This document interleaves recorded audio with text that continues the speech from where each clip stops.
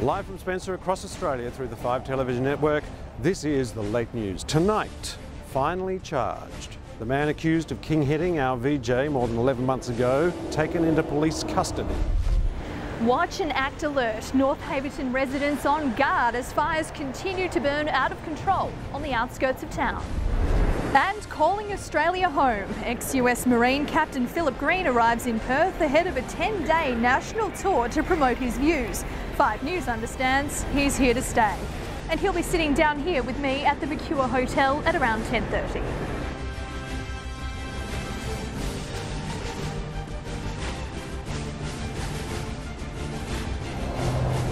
Also tonight in our In Focus segment, we'll be talking with Dr. Mark Remick about the increased solar activity.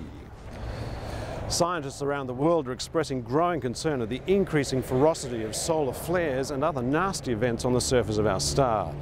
5's astronomy contributor, Dr. Remick, will join me live from his new home at the Queensland University of Astronomy just before 11. As always, the Twitter feed is active. That's at 5 News. And Katie, we've got a lot of news to get through tonight, so I'm with you for Perth's national news. It's good to have you aboard, Ryan. I'm here outside the Mercure Hotel in Perth, awaiting the arrival of ex-US Marine Captain Philip Green. He'll be joining me exclusively at 10:30. Since being dishonourably discharged around a week ago, he's become quite vocal against many mining projects around the world, particularly here in Australia. It's the reason for his national tour. He'll be addressing crowds in various cities over the next 10 days. And 5 News understands he's looking to make a move permanently. Before all that though, he's agreed to sit down with me, as I mentioned, exclusively at around about 10:30. First tonight, breaking news, the Queensland township of North Haverton is under threat from several grass fires that are burning out of control. Let's go live now to Damien Bremer at the command post just outside town. Damien. Katie, good evening. Embers have been flying for several hours, causing spot fires. Fireys are battling the blaze on 5 fronts as residents in North Haverton have been issued with a watch and act alert. Earlier today, strong westerlies fanned flames towards homes, but thankfully no loss of life or property has been reported. As night rolled in, the main highway was closed as the fire gathered strength. 10 News was at the northern front of the blaze and caught these pictures an hour ago. Some residents on the outskirts of town have decided to act and are packing up to get out of the danger zone. Meantime, our crew just captured these dramatic pictures of the southern front of the blaze reigniting. Fires are going to battle that one, obviously, throughout the night. But there is little fireys can do, Ryan, except wait and hope. I'll come back with another update later in the bulletin. Thanks, Damien. Just over 11 months ago, the 5 newsroom was reeling at the report of the death of one of its own. He'd been king-hit 3 days earlier while filming a story on roadworks, not far from here. Kathy Bates was at the Royal Rose Hospital today and she filed this report. Our colleague was punched in the head and was drifting in and out of consciousness around 9 p.m. He was Channel 5's first scholarship student and he was sent to investigate a tip-off which suggested that there was something more to the roadworks than just resurfacing. Shortly after he arrived, he was set upon by 3 workers and the site foreman. He was king-hit and had to wait 20 minutes for an ambulance to arrive. The site crew working that night were arrested but released 2 hours later and continued to walk free for 11 months. Having seemingly never faced police investigation. And in fact, the company they work for, Connecting Roads, continues to receive government contracts. And today, multiple work sites around the country appear to be a cover story for a series of connecting tunnels underneath the major metropolitan centres for Australia. My sources inside the state and federal government have suggested a connection to a mysterious woman named Ellie, noting that meetings with this woman immediately precede the green lighting of construction efforts. My sources have also noted that the federal government is chipping in more money than usual for what would normally be considered normal road expansion. So, as the months roll on, more questions than answers are cropping up. Jason Smith is at police headquarters tonight, and Jace, the site foreman has been rearrested but now finally charged. Yes, good evening, Katie. 2 hours ago, the site foreman, whose name cannot be revealed, was charged with grievous bodily harm causing death. and is expected to front an arraignment hearing tomorrow. As Kathy mentioned, when police first arrived on the scene last year, they arrested the site foreman and 2 other men, but released them 2 hours earlier. Over the last 11 months, this case seems to have gone cold to us. However, when I approached police media yesterday seeking more information for our 12 Months On special, which airs in 2 weeks, they refused to make any comment, but did ask me to double check with them before the special goes to air. Superintendent Barry Jarvis fronted our camera last night. Jason, I can only tell you that there is an active police operation right now, and you'll need to check with me before the special airs. And Superintendent Jarvis will join me live at around 10:40 to answer some more questions. But Ryan, action finally taken. A result, finally. Jason Smith at Police Headquarters, many thanks. Let's cross to the newsroom now. Our station manager, Mark Cunningham, joins me now with a statement. Mark. Thanks, Katie. I'm up here in Brisbane with my colleagues.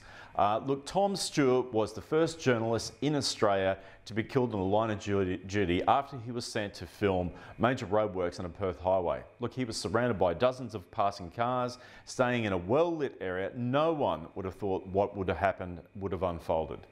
The state government's handling of the incidents has been woefully inadequate, to say the least. 5 News was actually prohibited from attending any government press conferences for 7 weeks following the attack. It was only because of you, Ryan, in fact, having a strong personal relationship with the state premier, that the embargo was actually lifted. But it still took 1 month and 20 days for common sense to prevail. I dedicate it to you now, guys, that 5 News will continue to seek the truth and pursue stories wherever they take us. Our resolve has been proven over the last 11 months, and we will not stop until we find the truth in any stories we're following. Katie? Thanks to Channel 5 station manager Mark Cunningham. Thank you. Staying on the East Coast and in Brisbane tonight is Brian Douglas. Brian, you've been following the developments there and in Sydney for the late news.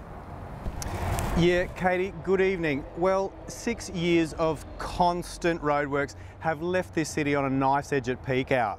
But finally, a major portion of the city tunnel network has been opened to the public, and its toll-free run has been extended until Australia Day. The northern portion of the Cross-City Tunnel was opened in late July, and its operators have reported a steady rise in the number of commuters on the road, although they still won't release exact figures. And it's not being acknowledged publicly, but 5 News understands that this northern tunnel will connect with the Southern Link tunnel under construction at Toowong, and that will also link up with a massive 20-kilometre tunnel starting just north of Springfield. Elsewhere in Brisbane, the Ipswich motorway has been upgraded to its eastern terminus with the Cunningham highway, and work on the western upgrade is tipped to begin mid-2013. In Sydney, commuters are facing long delays in various parts of the city. The major route south to Wollongong, the Northern Expressway, experienced major shoulder and reserve upgrade work this year, while closer to the city, major works continue on urban roads. Work in Adelaide appears to be non-existent, while our regional journalists have reported some large earth-moving equipment rolling into townships over the past week. 5's Mark Williams was embedded with Aussie troops in Afghanistan when attacked by Kundu soldiers. Mark joins me from the... Mark, what have you learnt? Good evening, Ryan. Autopsies have confirmed that the Kundu forces who attacked the 5th Infantry Division were high on a cocktail of drugs that would have made them stronger, faster and more alert for longer. Kundu launched the attack on Allied troops in northern Afghanistan 2 weeks ago, which has now been recorded as the single longest engagement in Australian military history. What sparked the rogue nation to attack is unclear, but 5 News understands that the Pentagon was aware of a possible attack but had very little details. Katie, Kundu isn't the only country experimenting with psychotropic drugs, and interestingly enough, Captain Green has come out in support of these methods, while the UN Security Council has been trying to ban their use. Mark Williams, thank you. Now, Captain Green will be joining me shortly, as I mentioned, for a one-on-one exclusive interview here inside the Mercure Hotel. He said no questions are off limits, and believe me, we'll be taking him up on that. He says he'll recount his version of the events surrounding the Kundu incident. Ryan, we're waiting for him to arrive and check in, of course, before that though. A fire in Brisbane's south is causing major disruption. An explosion about 40 minutes ago forced our chopper out of the area, but Jace Barker is on board and has the latest details. Well, Thanks, Ryan. Yeah, we were there for the explosion, and gee, it was a sight, but unfortunately it has caused a rift of traffic right around Brisbane City. In fact, the Ipswich motorway getting inbound from Wacol is just a mess heading up to Archerfield. We notice the run down the Western Freeway, Centenary Highway starting to slow up, with a lot of people having a look at the smoke that is still billowing from the factory as well. My only advice is, of course, stay away from the area. Fireys are still trying to get this under control, and they still have some back streets cordoned off. So it is a bit of an effort trying to get around the factory itself, or the area, the immediate area. Katie, we'll get you a further check this evening. It's back to you. Thanks, Jace. Private security firm A&A Security set to take over the Gold Coast. The details when 5 News returns next. Plus, a successful trial in WA's north has NASA on track for Mars. More details after the break.